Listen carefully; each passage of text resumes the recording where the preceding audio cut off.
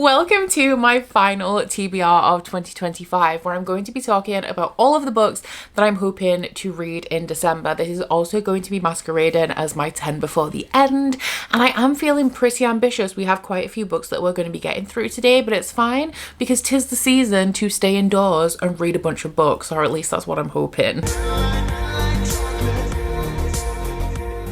So I am still participating in the Clear Your Shit Readathon in December. I talked about this in my November TBR because Clear Your Shit is a readathon that runs over the last 2 months of the year, and it is designed to encourage you to clear your shit before the end of the year. Read through the books on your TBR that you've acquired over the year, and the only rule is that you can't buy books to fulfill the prompts. You have to use books that you already own, and if you can't fill the prompts, then just read a book that you own. So I am making decent progress on the prompts so far. I can't remember how many I told you about in November because I covered essentially the first half of the prompts. I'm at the time of filming this 8 books deep, but I'm hoping to tick off 1 or 2 more before we actually do roll into December. So keep your fingers crossed for me because your girl's not always the fastest reader. But today I'm going to be talking about the second half of the prompts. Now, I've never finished a round of this readathon. I will put the announcement video down below as well in case you guys want to get involved or want to use the prompts as like a guideline to your reading for the rest of the year. It's created by Andy from Mouse Reads. But in the prompts that I've fulfilled so far, I haven't actually used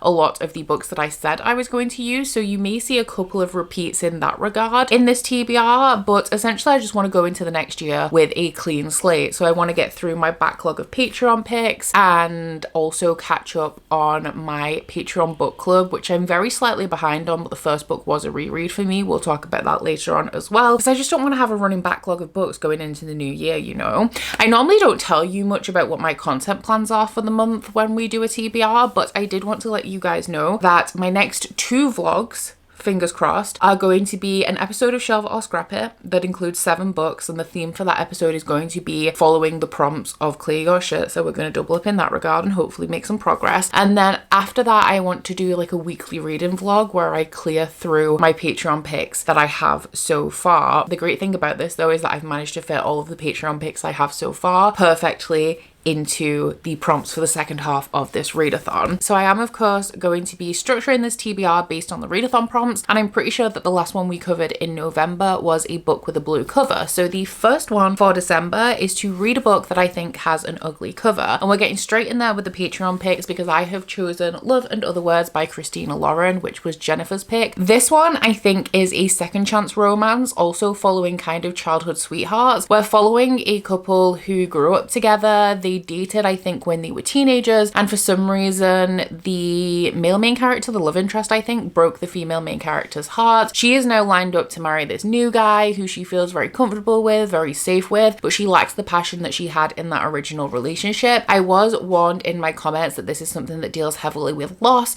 and honestly, when it comes to a contemporary romance, I obviously know at the time that I picked this up or put it on my TBR, I wasn't necessarily in the headspace to read it, but I do love a contemporary romance that has an element of like sadness or grief or loss underneath it, because I feel like it really heightens the emotion, and I feel like that is going to be especially true in this case when we're following characters who have kind of like grown together. So you have whatever the themes of loss are in here, but then you also have the kind of loss of the relationship and all of the complex feelings that come along with that. This is also going to be my first Christina Lauren book, and I do have quite a few, so I'm very excited to see what I think about that as well. The next prompt is to read a book with a strange animal or a pet, and I have gone for Wolfsong by TJ Klune. This is the only thing that I had on my immediate TBR, which I was like, this does have an animal in it, because this deals with shapeshifters. So this is another Patreon pick. This was November's pick, and this was chosen by Princess. Now, I have read from TJ Klune before and enjoyed his work, but I haven't read any of his more romance focused books. I want to say I've read books that have romance in, but I feel like this very much deals with a relationship between a boy and a shapeshifter that lives next door. So I think that they move in twin. Yeah, when he's 16 and then they leave when he's 23, and then I think that they meet again later down the line, and I'm pretty sure it is a romance between the two. I'm going into this with an open mind because I have enjoyed TJ Klune before, but we all know that shapeshifters aren't for me, and I would say that werewolves, shapeshifters are a weird animal. The next prompt is a free space, so I'm not going to cover that one because I feel like leaving it open to give me a chance to slot something random in is a good idea. And then we also have one of the mini bosses for the readathon, and the prompt has not been revealed for that yet. So the next one is to read a book set in another world, and for that one I have my September Patreon pick, which is Graceling by Kristen Kashaw.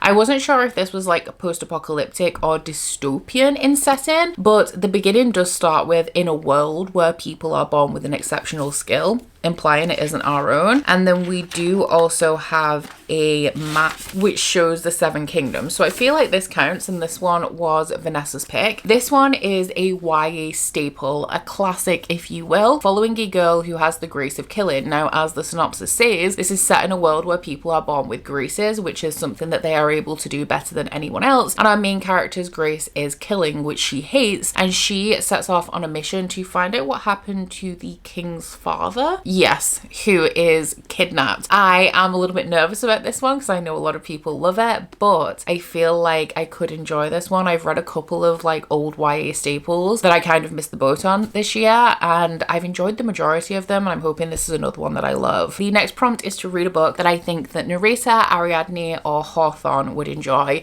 and these are the 3 main characters of the Clear Your Shit readathon because it is a story-based readathon. We do have a little bit of a guideline in the Discord to what types of things these characters like, and I have gone with a book that I potentially think that Ariadne would love, which is Deep End by Ali Hazelwood. Ariadne really loves to read romance, especially enemies to lovers and Grumpy Sunshine. Ali Hazelwood is known for doing a more like rivals to lovers situation, but I do also think that she often nails the Grumpy Sunshine trope. I obviously haven't read Deep End, so I'm not 100% sure whether she is using the same formula with this one, but that is what I've come to expect from this author. Now, Ali Hazelwood is a 5-star romance author for me. Every full book that I've read from Ali Hazelwood, I have given 5 stars, and I'm hoping that Deep End is not an exception. Now, this is one that I've dropped into the stack so that I can make some progress with the Ali Hazelwood books that I have, so you can expect to see this in a future episode of Shelve It or Scrap It. This one, I think, is Ali Hazelwood's take on a sports romance. I don't have, because I've got the Illumicrate dust jackets, so I can't tell you the synopsis of this one. I honestly don't really look too much into Ali Hazelwood synopses anyway. I feel like I kind of know what to expect, and I know that this one has a swimmer as one of the main characters, and I'm assuming that it does feature STEM or is like STEM adjacent in some sort of way as well. The next prompt is to read a book that you haven't been able to fit into a prompt yet, so I have decided that we are going to be doing my December Patreon pick for this one, because if I don't know what the book is, how am I able to fit it into a prompt if I don't know what I'm going to be reading? So if you are unfamiliar with the Inner Circle Patreon pick, the top tier members of my Patreon recommend me books that go into this mug. Every month I pull one out and I aim to read it in the couple of months that follow. So we have a contemporary romance, we have a paranormal romance, we have a YA staple. So I don't really know what I want out of this actually, because I don't really want adult epic fantasy, because I'm about to add some of that to the TBR in general, and I obviously want to get through this in a timely manner before the end of the year, but like we have romance pretty much covered, and I don't know what else I really have in here, so let's find out. So we have a blue one. I think blue means that it was added this year. Oh, well, I really wrote that very well, didn't I? The Wind. I mean, it does cover a base that we do not have covered, because Shadow of the Wind, I'm pretty sure, is literary fiction or historical fiction. Definitely one that I own anyway, so I'm gonna go dig it out. So this one was Evie's pick, and in the interest of Shelve It or Scrap It, and also the fact that I'm trying to clear through my TBR, read some of my backlog, especially like the things that I've had on my shelves for the longest time, so this definitely fits the bill. This is a book that I bought secondhand a very long time ago because it's very highly recommended. Everybody who reads this book seems to love it, and so I wanted to check it out for myself, very much outside of my comfort zone though, which is a prompt that is also coming up. So if I wanted to put something else in for this one, I could move this to the out of my comfort zone prompt. And I don't remember anything about this. It says the classic literary thriller, once open, never forgotten. Does it have like a library or books or something in it? It does have a library. It's set in 1945. Oh, in Barcelona as well. I think this is translated, is it not? Yes, it is. It's about a boy who finds a book, and that's all I know. I think because it's literary, it like blurs the lines of like genres. I'm expecting that it may have some sort of like magical or like magical realism element, but not necessarily like fantasy. I'm definitely open to this, very outside of my comfort zone, but it will be good to see what the hype is about and maybe get this off my TBR. I've forgotten to put these over here again so that you guys can see what we're dealing with. The next prompt is to read a book that you got for a different readathon or challenge, and this one was actually quite difficult for me because the reason why I love readathons and I love prompts and something to direct my reading is because I have such a vast collection of books. Using a prompt will push me towards something that I wouldn't necessarily have picked up or I'm not in the mood for right in this moment. So I don't really buy books for readathons. I just, if I'm struggling, I use something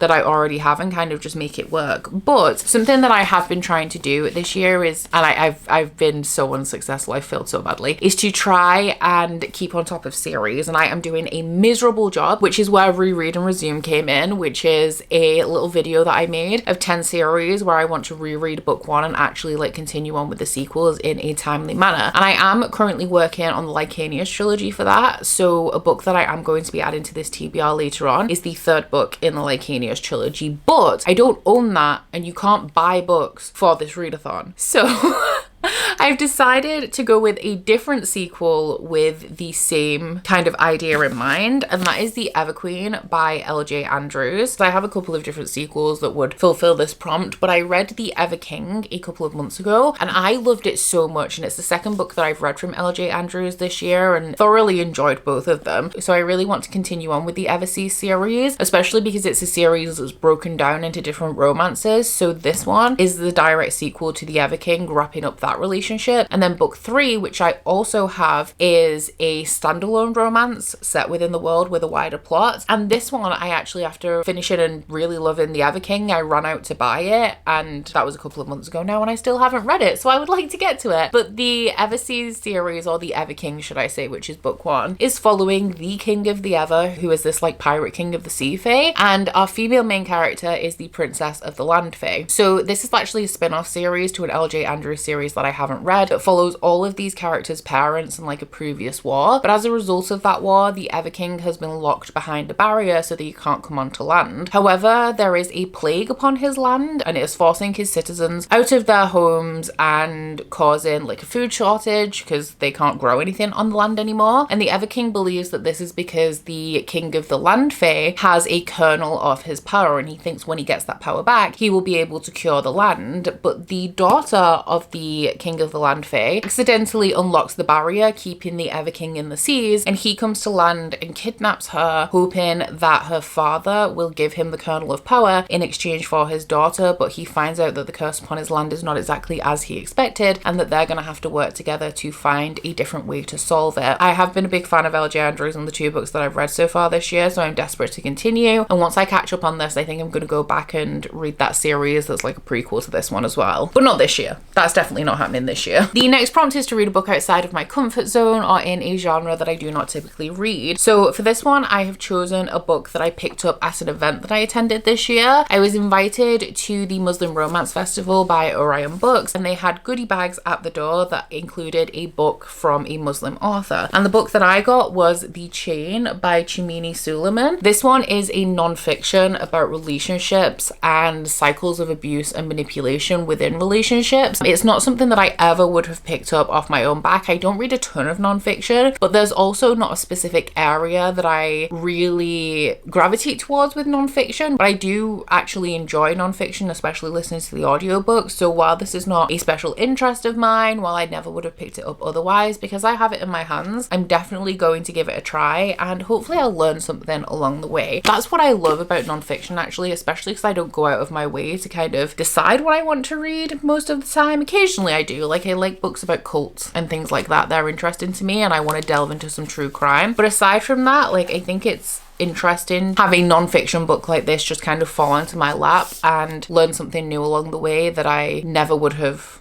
learned otherwise. You know, am I making sense? So the final prompt that we're actually going to select a book for is to read a book that was published in my birth month, and I was born in May, and a book that was actually published the day after my birthday this year is Shield of Sparrows by Devney Perry. Now, she's a big girl. She is a big girl indeed. So I am a little bit intimidated, but I am aiming to post a video, a recommendations video in December, and I need one more book for it. And I'm hoping that this will be the book. I'm going into this hoping that I'm going to love it. I've heard good things. Devney Perry is typically a contemporary romance author, a very popular one. And this is the first foray into romantasy. It honestly has a pretty generic synopsis, which, as I always say, is not a bad thing if it's executed well. But we're following a girl whose bloodline sealed an ancient treaty, and I think that she has to undo it, but she's traveling with this warrior that hates her and she hates him. So I feel like we have an element of like hate to love there, and I think there's also monsters in here as well. The sequel has been announced. It's going to be released next year, so I would also really love to know if I enjoy this book, so I know if I want to continue on with it. This is honestly, I think this arrived in May and it has been staring at me since. I really need to get to it, but the size is putting me off a little bit. She's scary. So we do have 2 more prompts for Clear Your Shit, and they are another free space, and then we have the final boss battle, which, like the mini boss, the prompts for that have not yet been revealed. So I'm going to talk through a few books that I also would like to read in December that are options for the free spaces, the mini boss battles, wherever I can fit them in, and some of these I kind of have to read anyway, so it's good that we have these free space options. But for my Patreon book club, the book for December and January is Vows and Ruins by Helen Shura, which is the second book in the Legends of Thesmar series. I do also personally need to read book 1, which is going to be a reread for me, so I'm going to be combining the spoiler vlogs that I make for my Patreon for these first 2 books, as book 1 is going to be a reread. But this one is set in a world where women are not allowed to be warriors because there is a prophecy that a woman who wields a blade is going to bring about the end of the world. So they've stopped women from being able to train as warriors and defend this world, but our main character wants nothing more, and so when she gets herself in front of the royalty, she essentially like does a favor for a king, and in return he allows her to train as a legend of Thesmar, or a warrior of Thesmar, because after you've been a warrior of Thesmar, you have the option of leveling up and becoming one of the legendary warriors of Thesmar, which are the legends. And a lot of people don't want her to do this because they're not used to women being trained anymore, so there's a lot of sexism here, and the person that is assigned to her training is a very stoic and surly warrior, one of the legends of Thesmar, and it is of course a romance. It's a romance between the 2 of them. Really enjoyed book 1, very excited to get into book 2. I also, like I said earlier, would like to continue on with reread and resume, so I finally read book 2 in the Lycanius trilogy, which is An Echo of Things to Come by James Islington. And so for December, it would be amazing if I could finish this series and read The Light of All That Falls. I do not currently own this book, so I'm gonna have to go get myself a copy, and it's thick.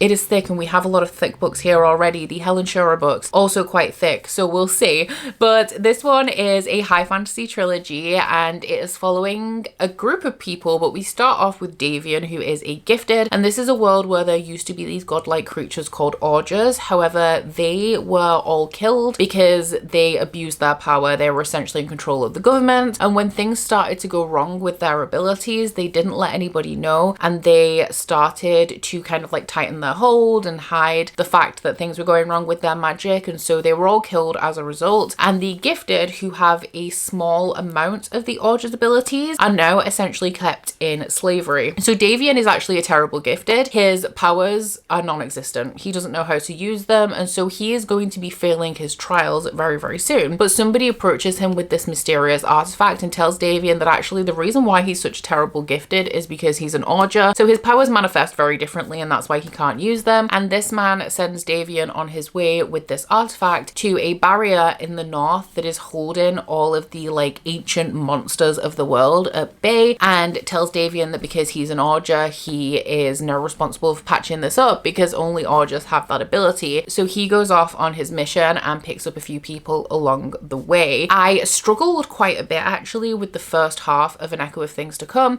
but as I got into like the 3rd quarter, the last quarter of this book, I actually got really invested as things started to come together and we got some of the reveals that I've been waiting for, because I really like how James Islington plots, which we're also going to talk about in a second. So I have decided that I am going to be going on to book 3, because I did think about DNFing, and hopefully I could manage that before the end of the year. I'm not holding my breath for this one. We'll see what I can do. I just want to throw this in there. I don't think that I can do it. I would love to. I want to reread The Will of the Many because The Strength of the Few has just been released. It's in my unboxing for my November unboxing, and this was my favorite book of last year, so I would love to read book 2 before the end of the year, get myself another 5-star because I've heard very good things about it. But I do want to reread this because then I'm like in it, you know, because I get a lot of, when I say I want to reread, sometimes people say like, oh, you can find a recap or there is a recap in the book, but I want to be in it. Like I want to reread it and be invested and then continue on to book 2. So I would really love to reread this, considering I loved it so much the first time around. But obviously I know reading The Strength of the Few,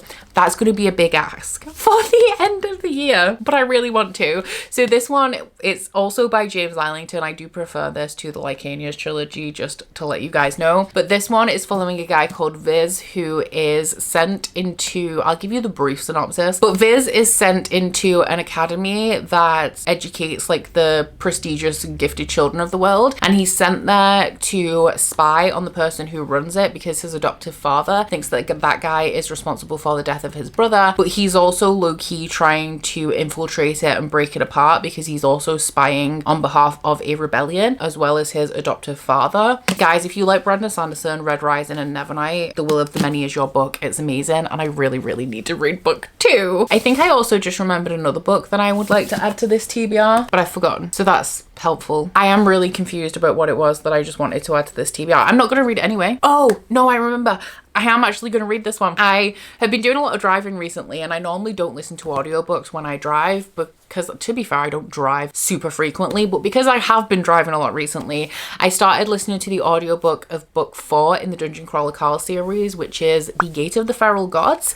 The Dungeon Crawler Carl series is essentially a lit RPG, which means that it follows the conventions of like computer role-playing games, but like in literary form. And we're following a guy called Carl who walks out into a winter storm in his boxers because his cat has jumped out the window, and all of the buildings on Earth like collapse into the ground, and he hears this like ethereal voice that tells him that if he would like to, he can stay and survive on the surface of Earth, or he can enter into this dungeon and compete in this like galactic game show. So he chooses the dungeon because otherwise he's going to freeze to death in this winter storm in his underwear with his cat, and he takes his cat down with him, and they both become players in this vast intergalactic game show where it's like the Hunger Games. Every book is like the Hunger Games, where they take on a level of this dungeon and have to like solve the problems and fight for their lives to survive. It's a pretty fun one. Audiobook narration is amazing. I will say I don't love this series to the degree that a lot of people do. Like none of them have been 5-star for me so far, but I think because I love an audio production that it's definitely selling me on that front, and I'm having a really good time with it. So I think that by the end of November I will be over halfway into this, but I don't think I'm going to finish it in time. So I did just want to add it to this TBR because hopefully I will have it done by the end of the year. So these are all the books that I want to read in December. I know I'm not going to do it, but how about you guess how many books I'm going to get through? Maybe not how many of these books, because I could read this amount of books, but I can tell you now they're not going to be these books. Like if I read every book here, that would be a miracle. So let me know how much you think I'm actually going to manage to read in December. But aside from that, guys, I hope that you have a wonderful end to 2025. I hope that you have an amazing festive period. I hope that it brings you lots of cozy reading time. Let me know down in my comments actually what book you are desperate to read before the end of the year. Like if you can only read one book before the end of the year, tell me what that has to be. And if you would like to let me know you were here but you don't feel like you have anything to say, then please leave me some sort of festive holiday emoji. But aside from that, guys, please don't forget to like this video if you liked it and subscribe if you wanna. If you head into my description box, you'll find a link to my Goodreads, my Instagram, or my Patreon if you want to follow me on any of those. But that's it from me today, guys. Bye! Oh, you bite your friend like chocolate. You say you'll go where nobody knows, with guns hidden under our petticoats. We're never gonna quit it, no, we're never gonna quit it, no.